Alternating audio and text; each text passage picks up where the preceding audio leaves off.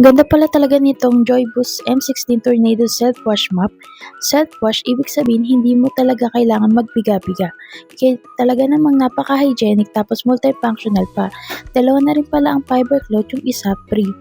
Hindi lang ito pang sahig, pwede rin pang pader, pang salamin at all-in-one talaga. At isa sa mga nagustuhan ko dito, nasa-separate yung malinis maduming tubig. Naglagay na nga rin ako ng tubig at detergent. Talaga namang napakadali niyang gamitin.